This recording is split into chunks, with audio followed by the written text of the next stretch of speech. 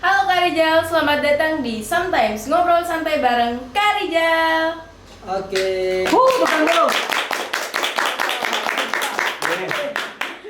Jadi bagaimana ini kabar Kak? Alhamdulillah kabar baik Kak Rima, sehat dan masih puasa. Alhamdulillah. Be, apa sih alhamdulillah? Makasih banyak nih Kakak Rijal mau main-main di kantor kecilnya Sam Production. Woi, ngeri ini Kak. Be, bangga sekali bisa kolaborasi Sama-sama. sama Kakak Rijal Jamal. Amin. Kira-kira apa kesibukan tak Kakak Rijal? Kesibukan ini pasti konten. Saya buat konten sama lah dengan teman-teman di SAM ini. Tapi kan SAM dia bagus ya karena ada IO-nya segala macam. Beda kalau saya Kak, IO aku sudah bangkrut 6 tahun yang lalu. Buat konten terus pelatihan, bikin pelatihan, dan yang paling penting juga itu mengontrol adik-adik yang kemudian mulai menjalankan bisnis kecil-kecilan. Dan semua mengarahnya pada industri kreatif. Muka dulu tahu tentang Kakak Rijal ini. Siap. Ya, Iya. mungkin bukan cuma kita, banyak orang juga yang mau tahu lebih dekat dengan Kak Rijal. Karena betul, pasti betul, orang betul. tahu toh Kak Rijal itu cuma siapa ini sebenarnya Kak Rijal ini? Kak Rijal selalu undang ini itu. Siapa ini? Semuanya begitu? ya, semuanya. Iya tuh, semua. Sampai gubernur, wali kota. Mati meja. Pokoknya semuanya lah. Semuanya lah. Siap. Kakak Rijal, alumni tahun berapa Ki di Unhas? Saya kalau ditanya alumni masuknya 2008. Nah, ini baru saya bilang juga ini. Ya. Banyak yang tidur saya ini, muka aku ini masih S1. Padahal kesan ini sudah expire sebenarnya. Masuk UNASnya 2008, ambilnya sastra Inggris, selesainya 2012. Oh, senior lah. Kuliah lagi 2013. Ambil S2-nya beasiswa, disuruh jadi dosen. Wih, Tapi keren. Kita dulu tahu aja. tapi saya tidak selesaikan karena passionku berubah ketika mengambil beasiswa S2 itu, karena saya tidak suka ditekan, tidak suka didondoro dalam artian kuliah belajar terus harus ada angka-angka tertentu, ada IPK standar. Nah, saya tidak bisa seperti itu. Terpaksa saya mundur, ternyata mundurnya ditawari lagi beasiswa oleh Kementerian Pemuda setelah dari Kementerian Pendidikan, dan selesai 2016. Disuruh lagi sekolah ini Kakak Rima, tetapi waduh berat kayaknya. Kenapa tidak lanjut ke sekolah saja Kak? Kenapa saya tidak lanjut? Karena saya tidak mau menjadikan profesi guru atau dosen itu, saya tidak menjadikan dosen itu sebagai profesi utama. Ngajar itu kewajiban bagi saya, kapanpun dan dimanapun, tidak mesti kita jadi profesinya. Itu alasan sederhananya. Yang ketiga karena profesi yang sekarang itu menuntut banyak waktu. Karena kan kerja di industri kreatif itu kan tidak ada jamnya Kakak. Iya toh? Tidak ada jamnya, tidak tahu kapan ki istirahat. Dan kalau ada kuliah kan dia reguler ki waktunya, dan itu bisa membuat nanti saya tidak fokus, tidak konsen. Itu sih alasan sederhananya. Kamu itu Kakak Rijal. Iya. Kalau tidak salah kita yang bikin studi klub pantun di. Iya, betul. Kenapa mungkin? Kenapa pantun? Kenapa anda kayak olahraga kah? Kenapa pantun? Kenapa pantun Kakak? Karena dulu itu waktu saya SMP saya suka sekali gombal cewek pakai pantun. Waktu SMA saya buktikan lah itu. Jadi saya nembak cewek itu pakai pantun Kakak. Karena kan teman-teman yang lain kan saya tahu saya ini kurang agak kasihan. Iya toh, badan juga begini-begini Ji. Jadi kemampuan yang bisa saya andalkan adalah bagaimana menaklukkan cewek lewat kata-kata. Nah, saya pakai pantun lah. Pantun itu puisi lama di? Iya, puisi lama. Dia sastra lisan. Saya bikin klubnya, saya bikin komunitasnya di Makassar itu bukan hanya sebagai orang bercakap, tapi dipakai bentuk seni pertunjukan. Terus aktif sampai sekarang itu Kak? Kalau soal aktif secara organisasinya tidak vakum karena adik-adik ini kan di Unhas, dan selama masa pandemi juga kurang aktif, dan banyak juga mahasiswa yang kurang tertarik berorganisasi Kakak ini. Makanya kurang aktif secara kelembagaan, tapi gerakan kita masih ngajar apa segala macam masih aktif. Sejak kapan kita terjun di dunia obrol-obrol atau podcast Kakak Rijal? Sebenarnya sudah lama Kakak. Karena saya dulu saya kan orang teater Kakak Rima, saya orang teater. Dulu saya kan punya ikon di pantun itu namanya Ambo Indo. Itu kan pertunjukan teater parodi saja. Ada suami istri lakon di atas panggung tampil, dan itu banyak menyita perhatian masyarakat, terutama pejabat atau orang-orang birokrat lah, pemerintahan. Lama-lama kelamaan Kakak kami diminta jadi IO. Tapi bagian acaranya saja mengkonsep. Karena waktu itu kami tidak cari, sulit mendapatkan MC yang pas sesuai maunya kami, terpaksa kami yang nekat jadi MC. Saya punya tandem, saya punya pasangan. Ternyata bagus, direspon dengan baik. Akhirnya menjadi MC profesional Mi juga. Dari situlah kemudian muncul Mi. Dari situlah kemudian mulai Mi terbentuk sering mau ngobrol-ngobrol karena saya senang diskusi, senang cerita. Kira-kira begitu kakak. Gimana urutan dulu? Hanya memang ya Ki. Kak, itu Kak, maksudnya tuh kan ini podcast, semua podcast. Yes. Itu maksudku tidak ada kayak selain podcast kita mau bikin gitu. Yang ada kayak kan orang pasti taunya sisinya tuh Kak Rizal itu podcast, nonton. Nggak mungkin buat selain itu untuk maksudnya juga kan lumayan nih sekarang Namata nggak mungkin bikin bisnis baru Kak. Iya. Gitu. Siap. Kalau dalam dunia konten itu saya selalu mau bikin film kakak. Baru satu film saya sudah bikin ini film pendek. Film pendek saya itu waktu pertama kali upload masih 2.000 subscriber saya di YouTube. Saya upload naik menjadi 11.000 dan film saya itu ditawarin untuk tampil di bioskop. Durasi filmnya itu 13 menit dengan judul film sama dengan itu ditawari sama salah satu investor orang Bugis di Jakarta, pengacara. Karena saya tidak punya alat, jadi saya belum kan itu tawaran film karena saya belum punya alat dan tidak punya PH. Itu kalau dalam konten. Kalau persoalan bisnis insya Allah akan ada ke depan, tapi kecil-kecil. Kenapa? Karena saya punya prinsip semua adik-adik anggota yang ada sama saya, yang loyal sama saya, wajib satu orang satu bisnis. Jadi bukan saya yang dibesarkan, tapi kita sama-sama besar. Misalnya saya punya 5 anggota nih, harus ada 5 bisnis. Si A ini punya bisnis ini selain dia jadi editor, kameramen, content creator. Itu rencananya, tetap akan ada. Tapi bukan saya yang menjadi ditokohkan, tidak. Saya maunya adik-adik ini. Saya fokus ke konten aja. Kira-kira begitu kakak. Dan begini kakak, di podcast itu ada pemerintahan. Betul. Ada juga musisi di? Ada juga. Selebgram. Kayak toko kayak Kak Kamal. Iya, ada juga yang tidak dikenal. Ada yang tidak dikenal. Yes. Yang paling menantang itu di semua. Apa yang paling menantang? Paling menantang. Yang paling menantang itu ketika kita ngobrol bertemakan pemerintahan kakak, bertemakan tentang politik. Soalnya itu sensitif sekali. Pada dasarnya begini kakak, saya tuh mau punya podcastku tidak mau hanya lurus-lurus saja, maksudnya satu bidang saja. Pada dasarnya core-nya saya punya podcast itu adalah tentang keresahan, tentang hal yang berbau kritik, tentang masalah-masalah yang masih pro kontra, yang masih diperdebatkan, itu coba saya hadirkan. Kadang-kadang juga ada yang bertema pop, bertema entertain apa segala macam, tetap saya sisihkan hal-hal yang masih dipermasalahkan. Kalau menantang sih itu, karena kalau ngobrol dengan pejabat, politik, itu tidak serta-merta kita langsung ngobrol. Kita harus tahu dulu apa kira-kira ini orang yang dia sukai. Jadi saya cari dulu enaknya. Karena berbicara politik itu berbicara hal-hal yang sangat sensitif kakak.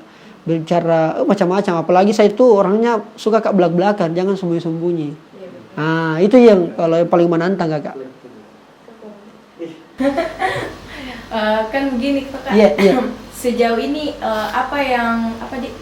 buat kan ini saya dengar sibuk, bukan ya, dengar memang sibuk sekali Ki. Ya, sibuk sekali Ki ditemui. Di mana kita dengar kakak Rima? Saya lihat sendiri Kak dari yang kita upload Iya.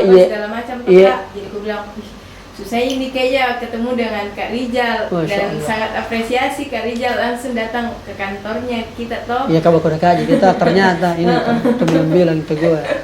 Biasa malu-malu beda teguh Kak takut. Oh biasa. Apa lagi di Kak yang hal baru yang mau kita buat? Kalau persoalan hal baru kakak, saya itu kakak dalam 1 tahun harus buat 4 minimal inovasi dalam hal konten atau dalam aktivitas kakak. Dan melihat inovasi itu selalu saya lihat momentum. Contoh Ramadan. Di bulan Ramadan ini apa yang harus kita bikin guys? Saya punya tim, saya ngobrol. Apa yang harus kita bikin? Tercetuslah yang namanya bukan podcast tapi cerita lepas alias cerpas. Saya bikin konten apa segala macam. Lihat insight-nya, engagement-nya, ternyata luar biasa. Atau momentum setelah Lebaran. Biasanya setelah Lebaran itu adalah launching bisnis baru atau usaha baru. Bukan cuma bisnis, jualan baru lah kira-kira. Terus momen Agustus. Karena saya lahir di 17 Agustus. Makanya selalu di momen-momen 17 Agustus pasti ada sesuatu. Kayak film yang saya bikin itu di momen 17 Agustus. Terus di momen Sumpah Pemuda. sama di momen akhir tahun atau awal tahun. Nah, begitulah kira-kira. Dalam 1 tahun itu perlu minimal ada 4 inovasi dengan melihat momentum. Bulan Ramadan atau setelah Lebaran, Agustus, Sumpah Pemuda, dan akhir tahun. Kenapa seperti itu kakak? Karena saya pakai cermin diriku. Ketika kita sebagai seorang content creator sudah merasa bosan dengan konten kita, at least paling tidak penonton juga pasti akan merasa bosan.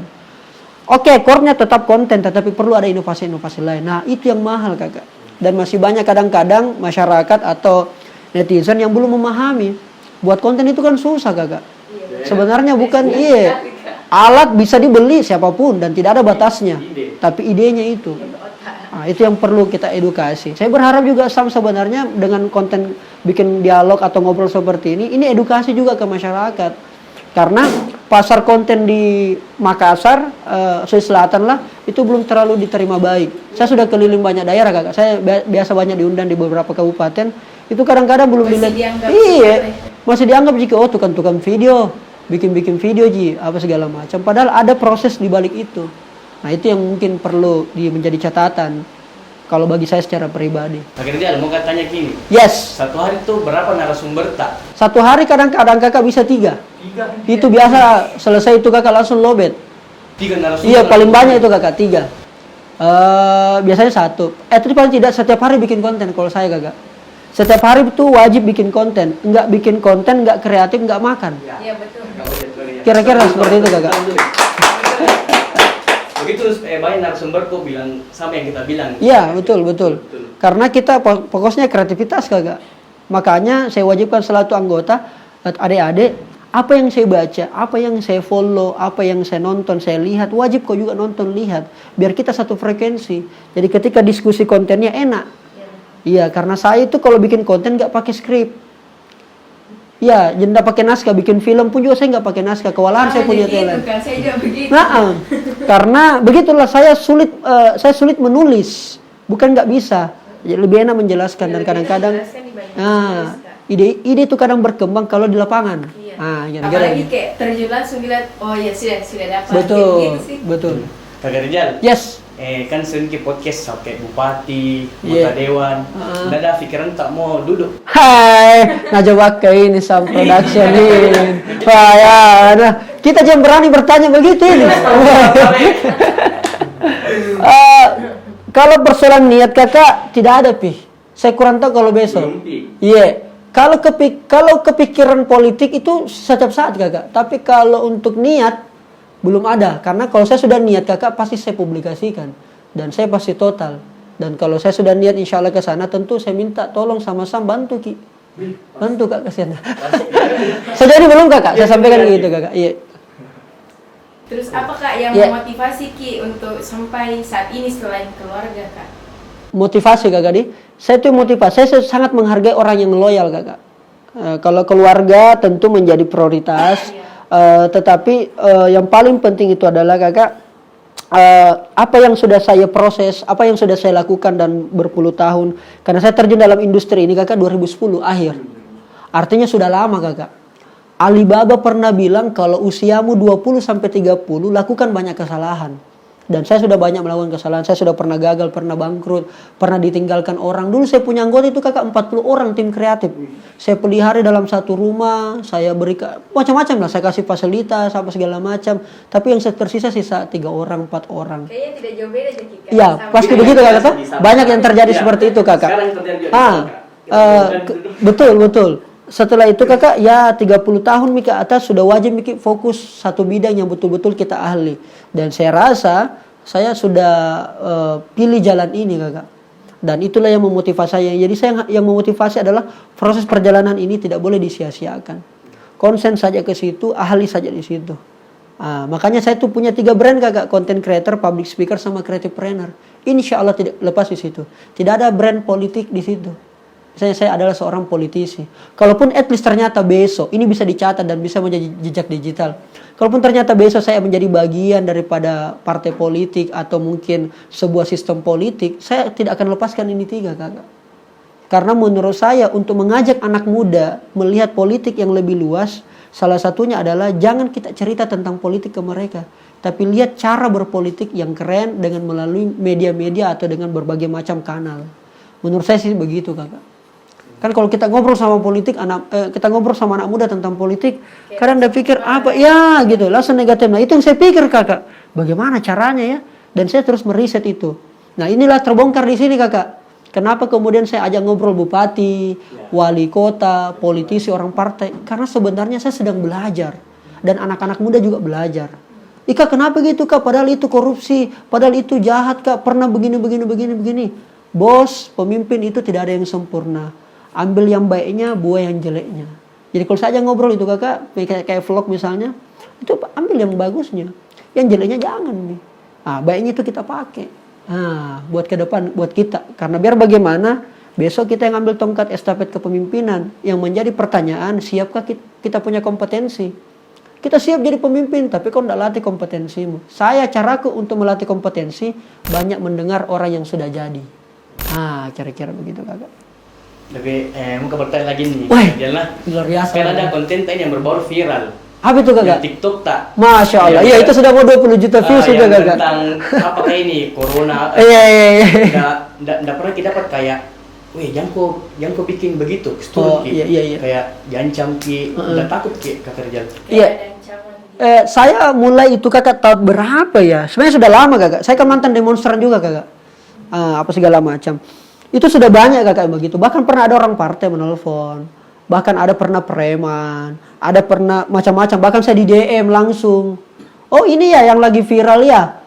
Aduh bro, Indonesia sedang baik-baik saja. Nggak ada yang mesti yang kau permasalahkan. Narasimu itu merusak opini masyarakat. Jadi please hapus itu video, berhenti. Jangan lagi bikin begitu. Indonesia pemerintah terlalu baik sama kita. Begitu saya disampaikan. Apa jawaban pamungkas saya? Oke. Hanya 3 huruf kakak. Oke, kira-kira begitu kakak. Kalau saya lihat kak dari yang kita bilang berarti kayak sebenarnya orang Indonesia sendiri larang ki berkembang begitu. Lebih tepatnya anak muda juga yang larang ki. Jadi anak muda begini kakak. Yang kasih hancur itu besi adalah besi itu sendiri dengan karatnya. Jadi yang menghancurkan itu anak muda adalah anak muda itu sendiri. Kira-kira seperti itu kakak. Walaupun kemudian kadang pemerintah yang kemudian kan anak muda ini terbagi kakak. Ada anak muda elit, ada anak muda biasa, ada anak muda yang memang kurang diperhatikan. Nah, inilah yang perlu kita ramu. Kadang-kadang kalau saya bersuara kakak, kadang-kadang itu menyinggung anak-anak muda elit, anak muda yang dipelihara. Nah, saya coba melawan itu kakak, karena saya kan ketua forum kreativitas pemuda Sulsel kakak. Nah, saya pernah banyak berdebat dengan beberapa lembaga apa segala macam. Saya pernah masuk organisasi Plat Merah. Dan saya dipecat dari dalam ceritanya karena kenapa saya mengkritik organisasiku sendiri karena nggak boleh begitu anak muda kalau mau ditarik organisasi dengan gaya yang dulu nggak bisa, dia harus pakai dengan cara-cara yang elegan, cara-cara yang kekinian. Salah satu caranya adalah dekatkan mereka dengan apa yang mereka tonton. Anak muda kan ada di TikTok, ada di Instagram, ada di YouTube. Nah sasar kok ke sana. Kira-kira begitu sih. Jadi kalau persoalan takut kakak, kadang-kadang ada tonji takut-takutku. Makanya saya buat konten yang kayak yang kita nonton itu viral kakak. Itu saya nulisnya kakak tidak cepat kakak. Itu banyak dicoret-coret. Pas kata-katanya kurang pas kayaknya. Ganti deh. Kadang-kadang begitu kakak. Kalau saya sudah niat, oke, kita tag, rolling, action. Kalau selesai sudah edit, oke, bismillah sudah. Persoalan viral atau tidak, kita tidak pernah ada niatkan viral-viral kakak. Upload saja, itu keresahan. Tidak dirasa sudah berapa menit ini kakak? Iya kakak di. Andek kakak dapat pesan dan kesan. Oke. Kan kita ini ya kreatifpreneur, content creator. Yes. Pesan kesan untuk anak muda sekarang lah. Kalau pesan ya, kesan ya, kesan dulu mungkin. Kalau bicara soal kesan, kita punya jumlah ini banyak sekali kakak. Dari total 270 juta kita mungkin ada di angka 80 juta anak muda usia produktif. Karena kita banyak kakak, jadi kalau kita diam maka kita akan dibunuh secara tidak langsung oleh diri kita sendiri, oleh orang yang tidak senang melihat kita maju. Kalau begitu maka orang-orang baik tidak boleh diam. Orang-orang baik harus komen, orang-orang baik harus berkreasi. Karena banyak juga yang tidak mau mengkritik ini kakak Rima, kakak Dendi. Kenapa mereka tidak mau mengkritik? Karena mereka takut. Nah itu yang hilang dari anak muda. Kesan saya itu yang hilang dari anak muda adalah keberanian. Berani ki. Kita kadang berani kalau banyak Ki. Nah sekarang kalau memang tidak ada yang memulai keberanian, saya mau pade. Tapi mohon ayo sama-sama Ki. Kalau semuanya kita bersuara dari setiap provinsi, misalnya 34 ada anak mudanya yang berani bersuara tentang permasalahan negara ini, tentang carut marut, tentang perhatiannya ke anak muda kurang, saya kira tidak akan ada lagi itu yang, weh hati-hati bro, bacot lu, nggak ada pasti. Karena semuanya sudah banyak yang begitu. Kenapa saya diberani bacot, bacerit, apa segala macam, ngomong doang, nggak tahu gimana aksinya. Karena tidak banyak anak muda yang begitu. Karena itu manfaatkan jumlah data yang banyak. Jadi pesan saya sederhana, karena kita yang akan merebut estafet ke depan, maka kompetensi perlu kita cari, perlu kita latih. Karena sekarang era digital cepat sekali, kakak mau tidak mau kita perbanyak skill, pertajam kompetensimu, perbagus nalarmu supaya kita tidak mudah diombang-ambingkan dengan berbagai macam pengaruh yang bisa merusak kita sebagai anak muda. Kira-kira seperti itu. Kak, apalagi pendapat tak tentang industri kreatif, apalagi Makassar saat ini? Kalau pendapat saya industri kreatif Makassar itu salah satu pionir loh sebenarnya, salah satu patron. Saya ini kan tidak lahir di Makassar, saya itu lahirnya di Kolaka, di Sulawesi Tenggara. Tapi saya banyak berkarya di Makassar. Makassar itu selalu jadi rujukan paling tidak Indonesia Timur. Dan Makassar selalu melihat industri ini sebagai industri yang betul-betul menjanjikan. Nah saya salah satunya kakak mencoba dengan berbagai macam profesi industri kreatif yang lain. Teman-teman UMKM kan industri kreatif, teman-teman SAM, IO, apa segala macam. Menurut saya sudah bagus. Tinggal bagaimana kemudian kita saling baku tolong, baku rangkul. Konflik itu biasa lah, bahkan saya bilang bagus kalau ada konfliknya, karena membuat kita belajar. Karena konflik, masalah yang besar akan datang pada orang yang mau besar. Masalah yang kecil akan datang pada orang yang hanya mau kecil. Kira-kira gitu kan. Tapi saya Kak, kulihat di Makassar masih kurang orang merangkul. Kalau kurang merangkulnya memang itu terjadi kakak, makanya saya bilang tadi itu dinamikanya. Yang membuat kita bertahan itu karena persoalan mental. Iya. Kalau goyang mental tak selesai, Mi. Terus yang terakhir nih kayaknya nih Dik. Terakhir sekali nih kayak ini. Saya kira terakhir itu pesan dan kesan. Iya nanti edit mami kan. Apa solusi tak untuk anak muda, untuk industri kreatif, pokoknya yang di bidang inilah untuk kedepannya. Kalau solusi pada sisi apanya kakak? Terserah dari kita kayak jelas untuk anak muda dan untuk industri kreatif. Solusinya kakak pasti itu inovasi kakak. Tidak ada jalan lain. Dengan membuat inovasi, saya kira itu yang membuat kita bertahan. Karena yang namanya industri kreatif kakak patokannya adalah apa yang baru, what something new in your works, apa yang baru dalam karyamu. Kalau jadi saya itu indikatornya sederhana kakak. Saya itu biasa mengukurnya 3 bulan. 3 bulan ini masih bisa dipertahankan tidak ini konten atau ini karya tak. Kalau masih sanggup, masih bisa ya oke kita pertahankan. Kalau dalam 3 bulan, begini inseknya, begini judgementnya, sudah berhenti Miki. Jangan dipaksa gitu. Karena kadang-kadang yang menilai kreatif itu kebanyakan di Makassar sila para-para aja. Nanggap dirinya kreatif padahal orang lain tidak menganggap itu kreatif. Tidak ada masalah kita menganggap, tetapi perlu kita lihat juga responnya orang. Menurut saya sih begitu kakak. Makanya sajikan Ki dengan hal-hal yang memang harus banyak belajar sih. Literasi bagi saya pelaku-pelaku industri kreatif yang perlu diperbanyak. Literasinya, pemahamannya. Dan jangan selalu lihat jangka pendek kakak. Saya itu industri kreatif sudah melihat 10 tahun ke depan. Seperti apa, makanya persiapannya sekarang. Begitu kakak, makanya saya jarang membocorkan apa yang saya mau bikin 5 tahun ke depan, 10 tahun ke depan, masuk politika saya atau tidak, saya tidak bocorkan. Biar mengalir sendiri, tetapi sudah direncanakan kakak. Semuanya sudah by design.